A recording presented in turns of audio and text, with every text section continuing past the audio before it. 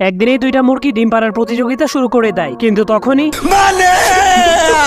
মোরগ তার মালিককে ডাকতে শুরু করে দেয়। তখন মালিক সেখানে গিয়ে দেখতে পায় কোনো এক মুরগি সোনার ডিম পেরেছে। তখন মালিক তার মুরগিদেরকে জিজ্ঞেস করে কি পেরেছে এই ডিম, কিন্তু যেই মুরগিটা ডিম পেরেছিল সেই মুরগিটা সবার পিছনে গিয়ে লুকিয়েছিল, কারণ সে মনে করে যদি সে সত্যি কথা বলে তাহলে তার মালিক তাকে কেটে তার ভিতর থেকে সবগুলো ডিম বের করে ফেলবে। এজন্য সে তার মালিককে বলে ওই কালো হাঁসটা এই সোনার ডিমটা পেরেছে। এজন্য সবগুলো মুরগি খুশি হয়ে তাকে মাথায় তুলে নাচতে শুরু করে দেয়।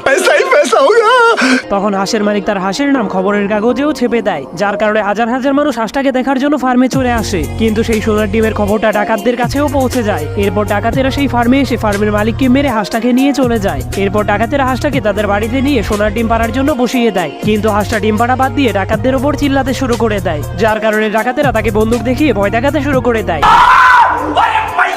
भारी मिस्टेक हो गया सर। পরে হাঁসটার সাথে কি হলো দেখতে চাইলে আপনার ফোনে কত % চার্জ আছে তা কমেন্ট করতে ভুলবেন না। এই জঙ্গলের মধ্যে নাগিন তার দুইটি বাচ্চাকে নিয়ে অনেক শান্তিতে বসবাস করত।